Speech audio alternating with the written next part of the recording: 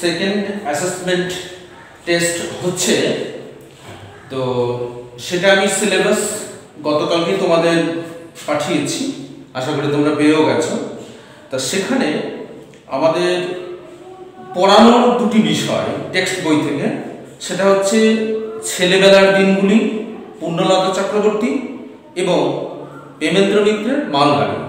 এই একটি গদ্য আর একটি পদ্য হচ্ছে। এখান থেকে তোমরা ছোট প্রশ্নগুলি দেখবে, ছোট প্রশ্নগুলি আলোচনা করবে। তার সঙ্গে আমরা যে সমস্ত ওই শব্দার্থ, শূন্যস্থান পূরণ, তারপর বিপরীত শব্দ, এই সমস্ত যেগুলো যা করিয়েছে অনুশীলনী, সেগুলি সব তোমরা খুব ভালো করে দেখবে, দুটি থেকে, পদ্য গদ্য দুটি থেকে।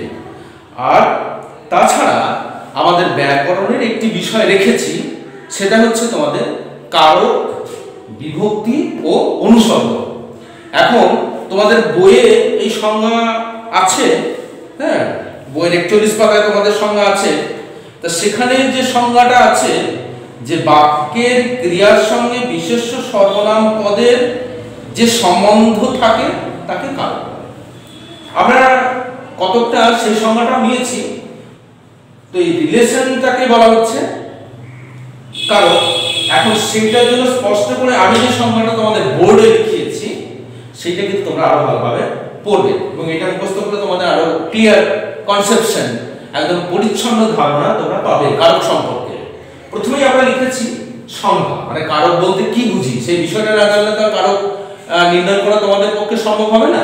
সেজন্য দেখো লিখেছি, বাক্যে ব্যবহৃত ক্রিয়াপদের সঙ্গে সম্বন্ধযুক্ত বিশেষ্য বা সর্বনাম পদকেই কারক বলে। ওখানে ছিল সম্পর্কটাকে, আমরা কিন্তু ওই সম্পর্কটাকে বলছি না, এই সম্বন্ধযুক্ত বিশেষ্য বা সর্বনাম পদটিকে কারক বলা হচ্ছে।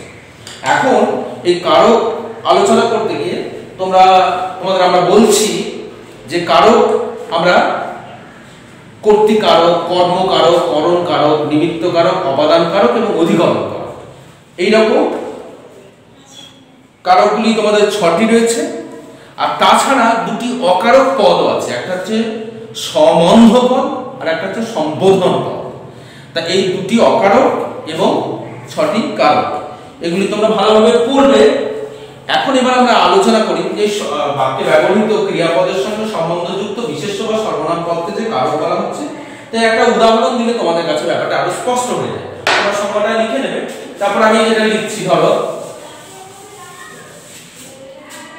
এখানে আমি একটা বাক্য লিখছি, যেমন দেখো,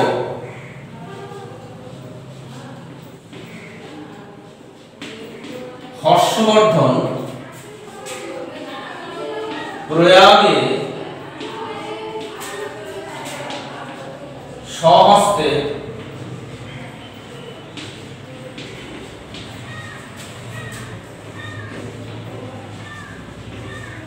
নিজ ধনভাণ্ডার থেকে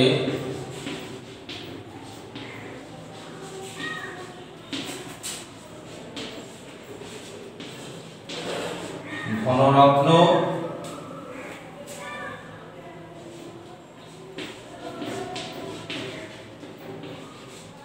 বিতরণ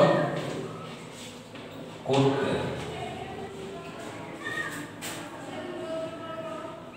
স্বহস্তে প্রজাতে হবে।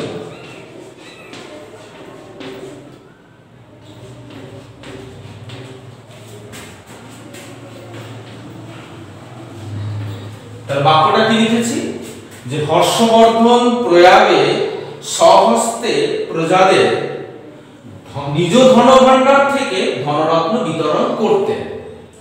এখন এই বাক্যে তোমরা জানো ক্রিয়াপদ কোনটা, এই যে বিতরণ করতে, এইটা হচ্ছে ক্রিয়াপদ, এইটা হচ্ছে ক্রিয়াপদ। এখন যদি আমরা ক্রিয়াপদকে দিয়ে প্রশ্ন করি যে কে বিতরণ করতে, বাক্যের মধ্যে যে কাজটা সম্পন্ন করছে সেই তো কর্তা। তাহলে হর্ষবর্ধনের সঙ্গে বিতরণ করতে সম্পর্কটা হচ্ছে কে বিতরণ করতেন না, উত্তর হচ্ছে হর্ষবর্ধন। তাহলে যে কাজটা করে সেকে বলা হচ্ছে, এক নম্বর হচ্ছে যে হর্ষবর্ধন তাহলে হলো কর্তৃকারক, হর্ষবর্ধন হলো কর্তৃকারক। এরপর যদি আমরা প্রশ্ন করি ক্রিয়াকে, তাহলে কে দিয়ে প্রশ্ন করলে যেটা উত্তর পাওয়া যাবে সেটা হচ্ছে কর্তৃকারক। এবার যদি বলি কি বিতরণ করতেন, না তোমরা এইটা উত্তর কি বিতরণ করতেন, না উত্তর হচ্ছে ধনরত্ন। তাহলে কি দিয়ে প্রশ্ন করলে যেটা উত্তর পাওয়া যায়, আমরা পূর্বেও শিখেছি ক্লাসে যে কি দিয়ে প্রশ্ন করলে যা উত্তর পাওয়া যায় সেটা হচ্ছে কর্মকারক। তাহলে এক্ষেত্রে ধনরত্নটা হচ্ছে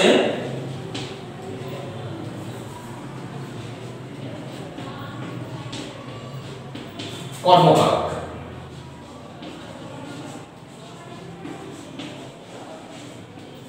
এরপর আমরা বলছি যে কিসে করে দিতেন, মানে কিসের সাহায্যে, কেমন করে, কিসের সাহায্যে, কিসে, কি দিয়ে প্রভৃতি দিয়ে প্রশ্ন করলে যা উত্তর পাওয়া যায় সেটা হচ্ছে করণকারক। এই যে স্বহস্তে, স্বহস্তে মানে হচ্ছে নিজ হাতের দ্বারা, মানে নিজের হাত দিয়ে।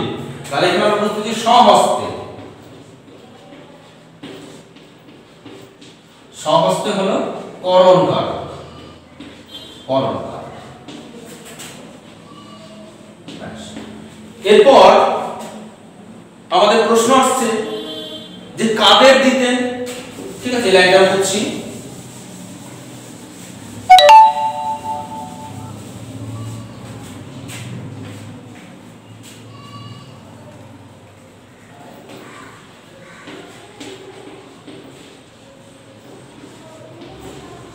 কাদের দিতেন, না উত্তর তোমরা বলবে প্রজাদের, প্রজাদের। তাহলে এই যে কাদের উদ্দেশ্যে দান বা কাদের জন্য দান, কাদের নিমিত্ত দান এইরূপ বললে, বা কাদের দেওয়া এইরূপ বললে পরে নিমিত্তকারক, নিমিত্তকারক। নিমিত্ত মানে হচ্ছে জন্য বা উদ্দেশ্যে। এইবার প্রশ্ন কোথা থেকে দিতেন, উত্তর তোমরা কি বলবে যে ধনভাণ্ডার থেকে। তাই যে ধনভাণ্ডার থেকে এইটা হচ্ছে তোমার অপাদান, মানে কোথা থেকে, ধনভাণ্ডার থেকে, এইটা হলো অপাদান, অপাদান। এরপর প্রশ্ন কোথায় দিতেন, তোমরা বলবে প্রয়াগে। এই যে প্রয়াগে কোথায়, কোথায়, কখন, কবে আর কি বিষয়ে, এইরকম বললে পরে হচ্ছে অধিকরণ। এখানে শুধু একটা আছে কোথায়, তোমরা জেনে রাখো কোথায়, কখন, কবে বা কি বিষয়ে বললে পরে অধিকরণ হয়। তাহলে এটা হলো কোথায়, অর্থাৎ প্রয়াগে, এটা হয়ে গেল তোমার অধিকরণ, অধিকরণ। এইবার তাহলে তোমরা বইয়ের যেমন যেমন আছে এই যে এটা আছে, মানে কিভাবে তোমরা কারক নির্ণয় করবে, যে কে বা কারা কর্তৃকারক, কি এটা বললে কর্ম, কিসে বা কি দিয়ে বললে করণ, আর কোথা থেকে বললে অপাদান, আর কাদের জন্য, কাদের উদ্দেশ্যে, কাদের নিমিত্ত বললে নিমিত্ত, আর কোথায়, কখন, কবে এটা বললে অধিকরণ। এখন সম্বন্ধ পদ এই বিষয়টা তোমরা যখন জানবে তখন দেখবে এখানে কোনো ক্রিয়াপদের সঙ্গে বাক্যের সম্পর্কটা থাকে, মানে যার তলায় দাগ রয়েছে। বললাম আমরা তো বাঁশের বাঁশি, বাজে বাঁশের বাঁশি। এখন বাজেটা হচ্ছে ক্রিয়াপদ, কি বাজে না বাঁশি বাজে। তো বাঁশের তলায় যদি দাগ থাকে তা সেক্ষেত্রে তো এখানে ক্রিয়াপদের সঙ্গে কোনো সম্পর্ক নেই, তো সেই জন্য ওটা হচ্ছে অকারক। মানে কারকের সবসময় ক্রিয়াপদের সঙ্গে সম্পর্ক থাকবে। যেমন হয়তো বললো বাজে বাঁশের বাঁশি, এই যে তার মানে দেখো এই বাজেটা হচ্ছে ক্রিয়াপদ, তা কি বাজে প্রশ্ন করলে বাঁশি, কিন্তু বাঁশের তলায় দাগ আছে তাহলে কিসের বাজে হয় না, সেই ক্ষেত্রে এটা এর সঙ্গে এই বাজের ক্রিয়াপদের কোনো সম্পর্ক নেই, তাই এটা হচ্ছে অকারক সমন্বয় পদ, দন্তস্ব ময় বয়ে দন্ত নয়, সমন্বয় পদ, সমন্বয় পদ এটা এই বাঁশেরটা। আর সম্বোধন পদ এটাও অকারক সম্বোধন পদটা কি রকম জানো তো? মানে যেমন বলে ওহে রাম এদিকে এসো তো, এই যে ওহে ওলো কাঁদিস নাকি, কি রে তোর মা কোথায়, এই যে ওলো কি রে, ওগো হ্যাঁ গো, রে হেদে রে, এই সমস্ত হচ্ছে সম্বোধন সূচক অপপদ। আর যেগুলোতে সম্বোধন পদ থাকবে সেগুলোকে আমরা একটা কমা দ্বারা আলাদা করে রাখতে পারবো, মানে বাক্যের মধ্যে থাকে। যেমন এখানে তোমাদের আছে ওগো হারে রে রে রে, ওগো ওগো আজ তোরা যাস নে ঘরের বাইরে, এই ওগোর পরে একটা করে কমা থাকবে। যেমন এইটা সম্বোধন। সম্বোধন মানে হচ্ছে কাউকে উদ্দেশ্য করে বলা, কাউকে উদ্দেশ্য করে কিছু বলা, কিছু বলা। হ্যাঁ, যেমন ওগো আজ তোরা যাস নে ঘরের বাইরে, ওগো এই যে কমা দেওয়া থাকছে, এই সম্বোধন পদ চিহ্ন করা, সম্বোধন পদ মানে চিহ্নিত করার ক্ষেত্রে সোজা হচ্ছে একটা কমা দেওয়া থাকবে। ওগো আজ তোরা যাস নে ঘরের বাইরে, ওগো আজ তোরা যাস নে ঘরের বাহিরে।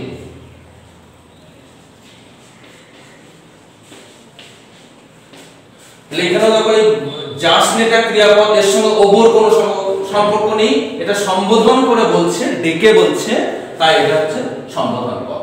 বেশ, তাহলে কারক অকারক এটা তোমরা জানলে। এখন এবার হচ্ছে বিভক্তি। দেখো বিভক্তি এবং অনুসর্গ বলতে গেলে অনুসর্গগুলোর নিজস্ব অর্থ আছে, যেমন জন্য, নিমিত্ত, উদ্দেশ্যে, লাগিয়া, কাছে, এগুলো হচ্ছে অনুসর্গ, এগুলো তোমরা উঁচু ক্লাসটাতে জানবে। আর বিভক্তি হচ্ছে মূল শব্দের সঙ্গে যেটা যোগ হয়েছে। যেমন বললাম প্রয়াগে, হর্ষবর্ধন কোথায় দিতেন? প্রয়াগে। তার মূল শব্দটা কি? মূল শব্দটা হচ্ছে প্রয়াগ, তার সঙ্গে এ বিভক্তি যোগ রয়েছে, এ শব্দটা, ওইটাই হচ্ছে বিভক্তি। মানে যে অর্থহীন বর্ণ বা বর্ণগুচ্ছ শব্দের সঙ্গে যুক্ত হয়ে শব্দটাকে পদে পরিণত করে, মানে বাক্যে ব্যবহারের উপযোগী করে তোলে, সেইটা হচ্ছে বিভক্তি। বুঝতে পারছো? যেমন কোথায় যাবে, কোথাও তার সঙ্গে একটা অন্তস্থ রয়েছে, ঠিক আছে। আবার বললাম যে মাথায় ঘা হয়েছে, তা আসল শব্দটা মাথা, তার সঙ্গে অন্তস্থ, বা কথাতে কাজ হয়, তাহলে মূল শব্দটা কি? কথা, তার সঙ্গে তে এই শব্দটা যোগ রয়েছে, বর্ণগুচ্ছটা, এইটা হচ্ছে বিভক্তি। হ্যাঁ, বা রামের রে ডাকো, রাম তার সঙ্গে এরে বা রে, এগুলো হচ্ছে বিভক্তি। তোমরা দেখবে যে মূল শব্দটার সঙ্গে যেটা যোগ রয়েছে সেগুলো হচ্ছে বিভক্তি। তার মধ্যে ধরো আম খাবো, আম, এটা মূল শব্দ আম, তার তলায় দাগ আছে, তার মানে এখানে কোনো বিভক্তি নেই, সেক্ষেত্রে এটা শূন্য বিভক্তি। অ, হর্ষই, দীর্ঘই, হর্ষ ও দীর্ঘ এইগুলো যদি মূল শব্দের সঙ্গে যুক্ত থাকে এবং তার তলায় দাগ থাকে, তাহলে তখন যদি কারক এবং বিভক্তি নির্ণয় করতে বলে, তাহলে তখন সেটা কোন কারক হবে সেটা নির্ণয় করবে, এবং বিভক্তির সঙ্গে নির্ণয়ের সময় যেটাকে শূন্য হিসেবে তোমরা লিখবে যে শূন্য বিভক্তি। ওকে, বেশ, আজকে কারক বিভক্তি অনুসর্গ পর্যায়ে এটাই পড়া রইলো, তোমরা খুব ভালোভাবে পড়বে। আর যেহেতু ওই দুটো আমাদের পড়া আছে টেক্সটের মধ্যে, বলছি ওই ছেলেবেলার দিনগুলি এটা, আর তোমার ওই মালগাড়ি কিন্তু আগেই পড়া আছে, টেক্সটের কাজও করানো আছে, তোমরা খুব যত্ন নিয়ে শব্দার্থ এগুলো আরো ভালো করে রিভিশন করবে, ওখান থেকে প্রশ্ন থাকবে। বেশ, আজ এই পর্যন্তই।